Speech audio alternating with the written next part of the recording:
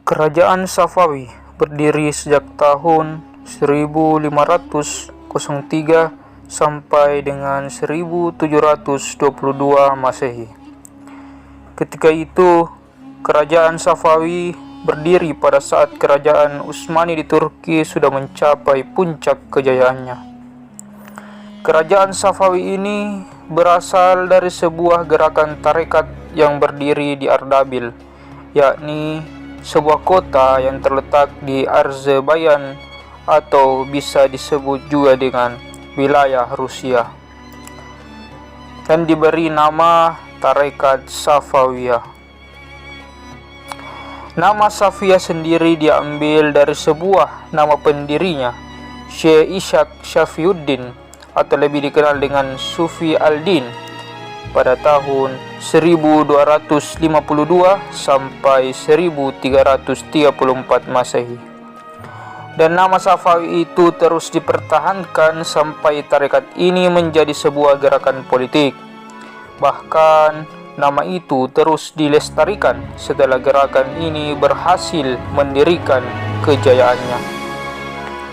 Kerajaan Safawi di Persia berbatasan sebelah barat dengan kerajaan Turki Utsmani dan sebelah timur dengan kerajaan Mughal di India.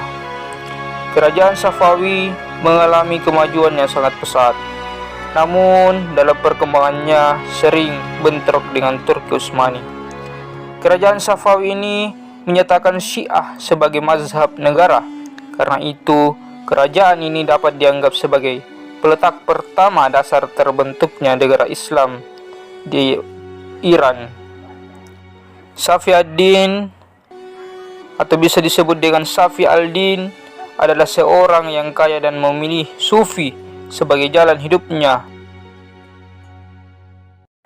Merupakan keturunan dari Imam Syiah yang keenam, Musa al-Kazim. Karena alim dan sifat zuhudnya, maka Safi ad-Din diambil menantu oleh gurunya yang bernama Syekh Taj al-Din Ibrahim Zahidi, yang dikenal dengan julukan Zahid al-Gilani. Dalam waktu yang tidak lama, tarekat ini berkembang pesat di Persia, Syria, dan Asia Kecil. Setelah guru sekaligus mertuanya wafat pada tahun 1301 Masehi, ia mendirikan tarekat Safawiyah. Pengikut tarekat ini sangat teguh memegang ajaran agama. Pada mulanya gerakan tarekat Safawiyah ini bertujuan memerangi orang yang ingkar dan orang yang mereka sebut ahlul bid'ah. Keberadaan tarekat ini semakin penting setelah berubah dari tarekat kecil yang bersifat lokal menjadi gerakan keagamaan yang besar. Artinya di Persia, Syria, dan Anatolia. Di daerah di luar Ardabil, Saf al-Din menempatkan wakilnya yang memimpin murid-muridnya yang diberi gelar khalifah. Suatu ajaran agama yang dipegang secara fanatik biasanya kerap kali menimbulkan keinginan di kalangan penganut ajaran tersebut untuk berkuasa. Karena itu, dalam rentang waktu yang tidak lama, murid-murid tarekat ini berubah menjadi tentara-tentara yang teratur, fanatik dalam kepercayaan mazhab Syiah dan menentang setiap orang yang tidak bermazhab Syiah. Gerakan Safawiyah selanjutnya bertambah luas dan berkembang sehingga yang pada mulanya hanya gerakan keagamaan saja berkembang dan bertambah menjadi gerakan politik. Hal ini ditandai dengan kuatnya keinginan mereka untuk berkuasa, karena dengan berkuasa mereka dapat menjalankan ajaran agama yang telah mereka yakini. Peradaban dinasti Safawiyah. Kondisi bidang politik. Keadaan politik pada masa Safawi mulai bangkit kembali setelah Abbas I naik tahta. Ia memerintah dari tahun 1587 sampai 1629 Masehi, dan ia menata administrasi negara dengan cara yang lebih baik. Reformasi politik yang dilakukan oleh Abbas I tersebut berhasil membuat kerajaan Safawi kuat kembali. Setelah itu, Abbas I mulai memusatkan perhatiannya merebut kembali wilayah-wilayah kekuasaannya yang hilang. Perkembangan politik ditunjukkan dengan adanya kekuatan militer yang kuat, wilayah kekuasaan yang luas, serta administrasi pemerintahan yang terstruktur dengan baik. Kekuatan militer kerajaan Safawi ditopang berkat adanya pasukan Gulam yang berhasil menjaga keamanan kerajaan maupun menumpas pemberontakan yang menjadi ancaman bagi keutuhan kerajaan Safawi. Wilayah kekuasaan yang luas juga menunjukkan kemajuan politik kerajaan Safawi. Pada waktu berdirinya kerajaan Safawi di wilayah mencakup seluruh Persia hingga di bagian timur Fertile Crescent. Kemajuan politik lainnya ditunjukkan dengan dibentuknya sistem administrasi pemerintahan. Safawi masing-masing memiliki tugas dan kewajiban yang jelas. Sar, pemuka agama, wazir sebagai kepala birokrasi pemerintahan, daftar kana Humayun, sekretaris kerajaan, qadi dan para pejabat lain yang mengurus masalah-masalah lain di kerajaan, antara lain Mustawfi al-Mamalik, Muqarrab al-Qakan dan Muqarrab al-Hazrat. Kondisi bidang ekonomi.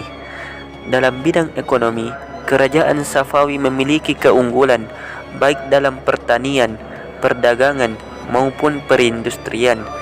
Stabilitas politik kerajaan Safawi pada masa Abbas I ternyata telah memacu perkembangan perekonomian Safawi, lebih-lebih setelah Kepulauan Hormuz dikuasai dan pelabuhan Gumrun diubah menjadi Bandar Abbas. Dengan dikuasainya bandar ini, maka salah satu jalur dagang laut antara timur dan barat yang biasa diperebutkan oleh Belanda, Inggris dan Prancis sepenuhnya menjadi milik kerajaan Safawi. Kondisi bidang ilmu dan pengetahuan. Sejarah bangsa Persia dikenal sebagai bangsa yang berperadaban tinggi dan pencipta ilmu pengetahuan. Maka di mana saja mereka berkuasa, di situ didapatkan perkembangan ilmu pengetahuan. Tidak terkecuali Safawiyah. Maka tidak mengherankan jika tradisi keilmuan ikut berkembang pada masa daulah ini. Sepanjang sejarah Islam dikenal sebagai bangsa yang telah berperadaban tinggi dan berjasa mengembangkan ilmu pengetahuan. Ilmuwan yang melestarikan pemikiran-pemikiran Aristoteles, Al-Farabi dan Susrawardi pada sekitar abad ke-17 di kerajaan Safawi adalah Mullah Sard dan Mir Damad. Kemudian sejumlah ilmuwan yang selalu hadir di majelis istana yaitu Baha al-Din al-Shirazi, generasi ilmu pengetahuan, Sadr al-Din al-Shirazi, filosof, Muhammad Bakir ibnu Muhammad Damad, sejarawan, teolog dan ilmuwan, dan seorang yang pernah mengadakan observasi mengenai kehidupan lebah-lebah. Dalam bidang pengkajian keislaman, kaum Syiah gemar melakukan ijtihad, dan bagi mereka pintu ijtihad tidak pernah terlepas dari suatu doktrin mendasar bahwa kaum Syiah tidak boleh taklid dan pintu ijtihad selalu terbuka.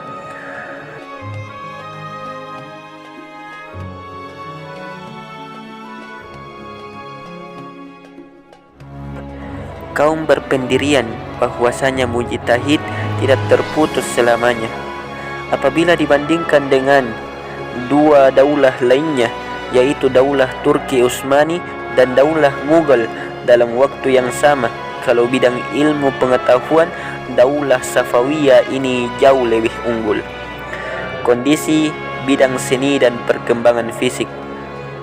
Di bidang seni, nampak pada gaya arsitektur bangunan-bangunannya seperti terlihat pada Masjid Shah yang dibangun tahun 1603 Masehi. Unsur seni lainnya juga dapat dilihat pada kerajinan tangan, keramik, karpet, permadani, pakaian dan tenunan, mode, tembikar dan modal seni lainnya. Seni lukis mulai dirintis sejak zaman Tamsab I, Raja Ismail pada tahun 1522 Masehi. Kemudian berkembanglah kebudayaan, kemajuan, dan keagungan pikiran mengenai seni lukis, pahat, syair, dan sebagainya. Kondisi bidang keagamaan. Pada masa Abbas, kebijakan keagamaan tidak lagi seperti masa khalifah-khalifah sebelumnya yang senantiasa memaksakan agar Syiah menjadi agama negara, tetapi ia menanamkan sikap toleransi. Politik keagamaan beliau ditanamkan paham toleransi atau lapang dada yang amat besar. Paham Syiah tidak lagi menjadi paksaan, bahkan orang Sunni dapat hidup bebas mengerjakan ibadahnya. Bukan hanya itu saja, pendeta-pendeta Nasrani diperbolehkan mengembangkan ajaran agamanya dengan leluasa, sebab sudah banyak bangsa Armenia yang telah menjadi penduduk setia di kota Isfahan. Dengan adanya hubungan antar bangsa yang terjalin dari kegiatan tersebut, berpengaruh terhadap kehidupan sosial keagamaan di Persia. Kerajaan Safawi menerapkan toleransi beragama dengan ditunjukkan pembangunan gereja Fang sebagai wujud menghormati masyarakat yang beragama lain. Kondisi bidang sosial dan budaya. Kerajaan Safawi juga menjalin hubungan diplomasi dengan berbagai kerajaan di sekitarnya, seperti dengan Turki Utsmani, Mughal, Crimea, dan Rusia. Hubungan ini membawa perdamaian dan keharmonisan. Kondisi sosial dan kebudayaan Persia berkembang sangat pesat. Adapun yang menyebabkan kebudayaan Persia menjadi salah satu unsur dari kebudayaan Islam, yaitu bangsa Persia yang telah mencapai kemajuan sejak berabad-abad. Ilmu pengetahuan di Persia telah banyak mempunyai bermacam-macam cabang ilmu pengetahuan. Para sarjana Islam dalam zaman ini kebanyakan bukan orang Arab, dan turunan Persia lah yang memegang peranan penting dalam dunia ilmu. Jejak dalam kebudayaan Arab. Sejak lama kebudayaan Persia telah meninggalkan jejaknya dalam tubuh kebudayaan Arab, sedangkan kebudayaan Arab menjadi salah satu unsur dari tubuh kebudayaan Islam. Sepeninggal Abbas I, Daulah Safawiyah berturut-turut diperintah oleh 6 sultan, yaitu Safi Mirza, Abbas II, Sulaiman, Hussein, Tasmab II, dan Abbas III. Pada masa sultan-sultan tersebut, Daulah Safawiyah mengalami kemunduran yang membawa kepada kehancurannya. Seperti Safi Mirza adalah pemimpin yang lemah dan sangat kejam kepada pembesar-pembesar kerajaan, sehingga pemerintahannya menurun secara drastis.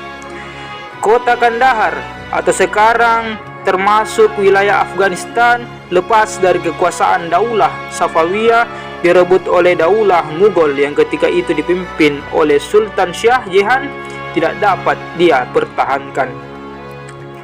Sementara itu, Abbas II adalah sultan yang suka minum minuman keras sehingga jatuh sakit dan meninggal dunia. Sulaiman juga seorang pemabuk dan bertindak kejam kepada para pembesar daulahnya yang dicurigainya.